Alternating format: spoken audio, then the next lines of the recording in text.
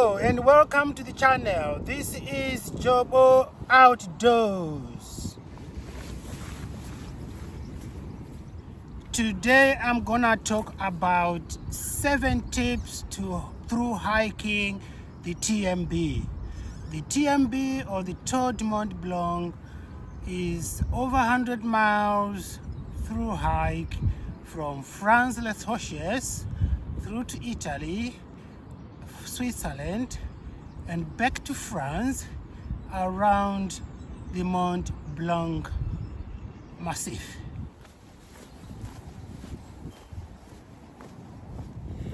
If you like this video, please subscribe. I'm gonna talk about the first tip, that is fitness and getting to the trailhead. This is a serious hike. It's not just a walk in the park and you have to be fit.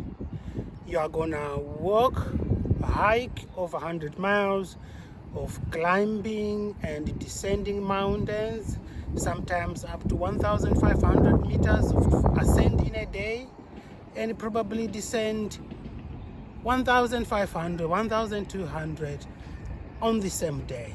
Because what happens on the TMB is you go up the mountains and go down to the valleys for camping, accommodation, food and everything, and it all goes over and over again every day, 10 days for me.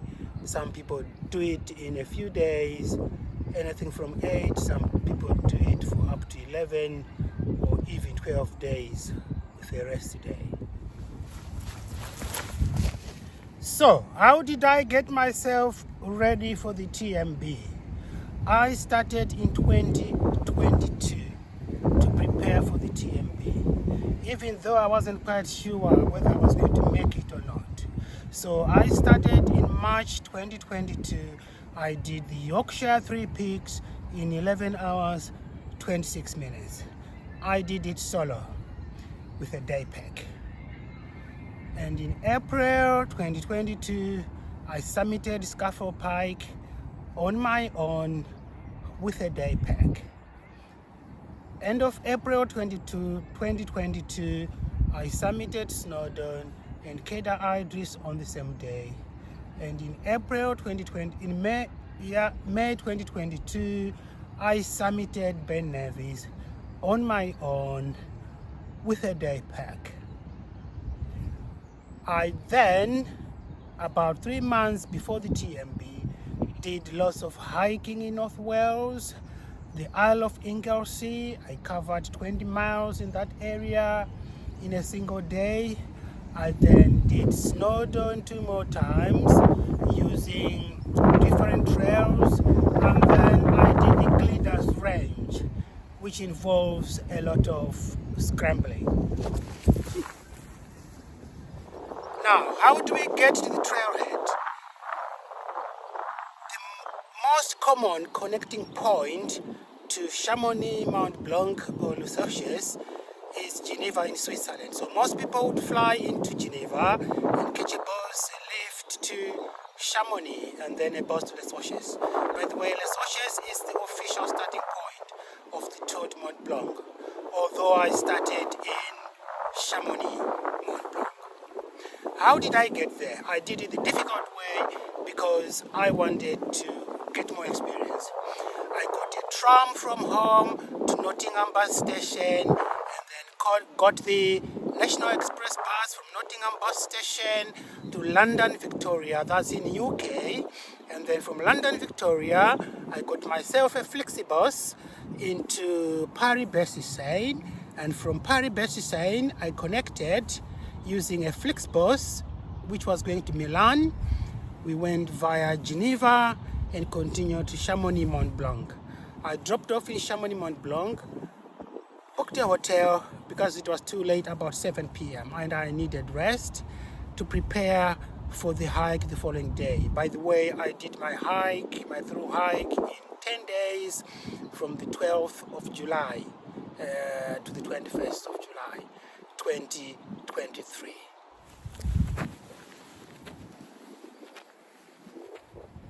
Tip number 2, if you are camping. By the way, I camped 7 nights. One night I slept at a refuge, Refugio Elisabetta in Italy, and 2 nights I spent in a hotel in Comaya. If you are camping, you've got to go ultralight. My best weight was about 12 kgs, and then plus or minus 3 to 4 kgs of water, food, etc. I was carrying anything from 13-14 kgs to 15 kgs, which was just too heavy by any through hiking standards. So the first thing is my tent. I was using the Appalachian 2% tent, which is 2-skin tent. That's fine, 2 kilograms. But for through hiking, that's too heavy. It's comfortable, yes, at night, but not during the day when I'm carrying it and when it's wet. Okay, I also had a lot of stuff that I didn't need.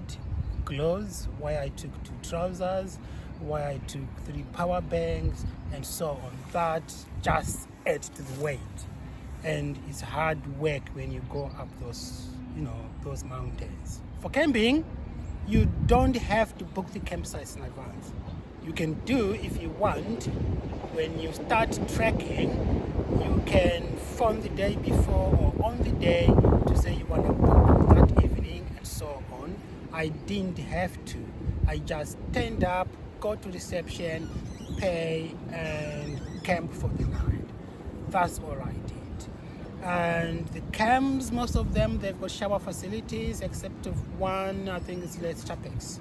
It's free campsite, so you can't expect much. There are no shower facilities. So this is how it goes. If I could get another chance, I would do it more efficiently. By the way, the TMB through hike was my first multi-day hike, my first multi-day backpacking adventure, and I did that on a world-renowned trail. Why did I camp? I'm one person who loves some privacy.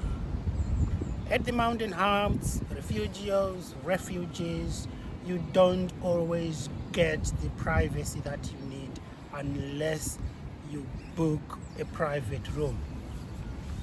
Now, the reason why I ended up spending a night at Elizabeth is because I just got too tired. I couldn't continue. So I negotiated with the staff and they said, okay, we've got 2 free beds, come in.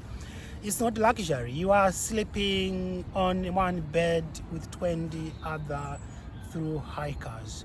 A single turn, move your arm to the right, you hit someone, move your arm to the left, you hit someone. So it's not for someone who twists and turns like me throughout the night. So I felt I had more privacy, a little bit of more space to myself in a tent than I did in a refuge. And why did I book a hotel for 2 nights in Comaya? Comaya is in Italy, by the way, and most people take their rest days there. If you want a bit of decency, a little bit of shower, bath, and so on, most people do that. But I did that because I was thinking I was catching a cold. And being a solo hiker, you have to be extra careful on that adventure. I don't have anyone to pick me up when I fall. I don't have anyone to help me. So I've got to be pretty much careful. So what I did is book 2 nights from Refuge Elisabetta. I then walked into Comaya and then got into the hotel, and then the following day I ended up not having a rest day. I did a day hike from Comaya to Bonatti. That's 1 stage done, and then I got a bus back to Comaya. And then the following day I then got a bus from Comaya to Bonatti, and then started my through hike on the next stage with other through hikers. By the way, if you like this video, please subscribe. Now, tip number 3, money, food, and water. You need sufficient cash to cater for the cash needs on the trail. Most of, if not all of the refugees will not accept cards for food, so you need to have enough cash. However, if you eat at restaurants in Switzerland, you can use your card like I did, because Switzerland is very expensive.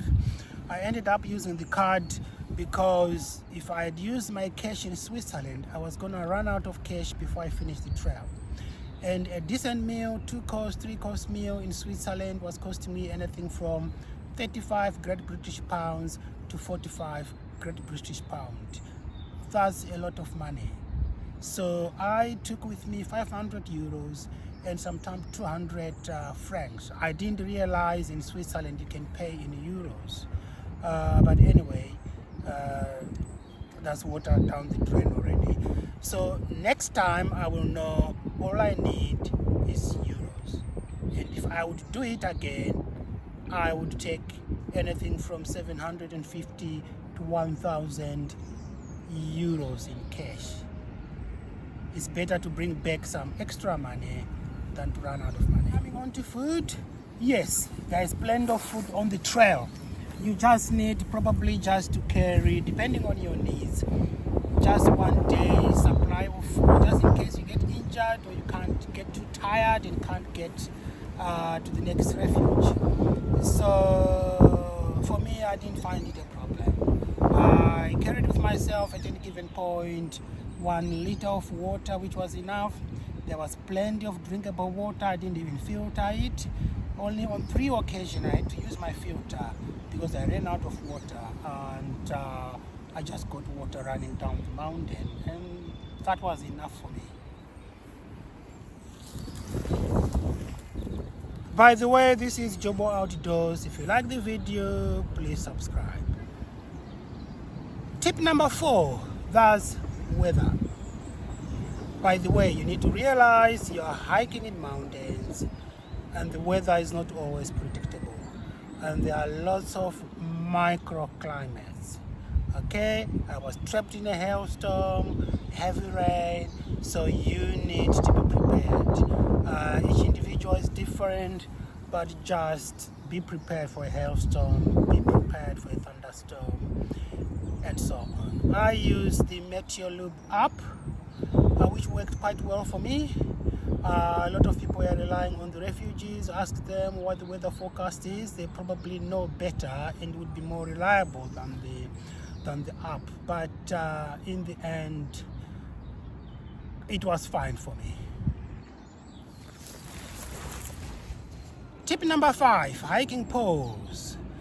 I've had lots of day hikers. They've said, I've gone up Mount Ben Nevis, I've gone up this, I've gone up this, I don't need trekking poles. For the Mont Blanc, you probably need at least 1 trekking pole. Just to improve your balance when you go downhill, as well as saving your joints from accelerated wear and tear. I used 1 trekking pole to cut weight, and I was okay with that.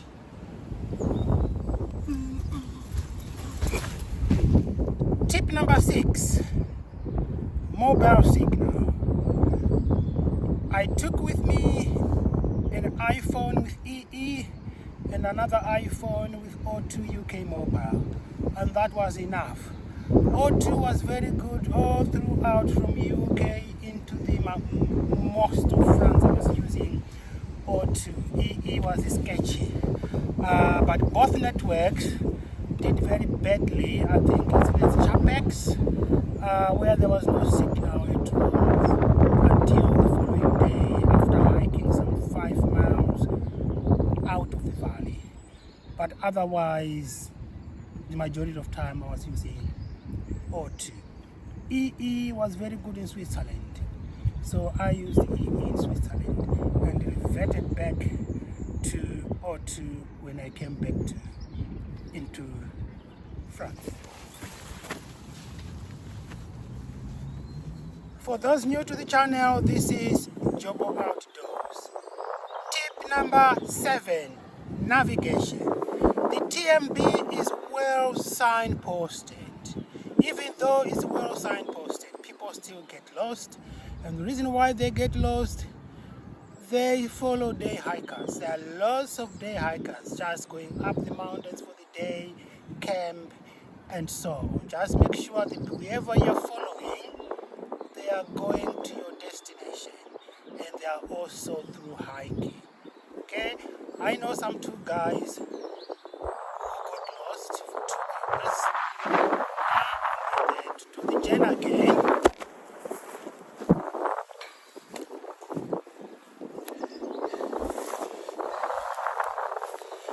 It just increases your hard work if you get lost. I relied 100% on Garmin Instinct solar watch. I had a paper map in my bag, but I never got to use it as plan B. I also had the trail on my phone, but it's a lot easier to use the watch than to use the phone, especially when it's raining. And also trying to go through a map when it's raining is not easy. It's a lot easier on the watch. And Garmin Instinct 2 solar, you can set it to vibrate when you go off course, which I did. Although I was hiking alone, I never really got lost. I've now got rid of the Garmin Instinct 2. I've got the Instinct 2X now. The reason for that is because it has got a torch. So that is going to reduce my time, my wait for the GR20. Instead of carrying a head torch, I'll just carry a watch. And if I lose my watch, one of my phones will have a torch anyway. So I should be fine.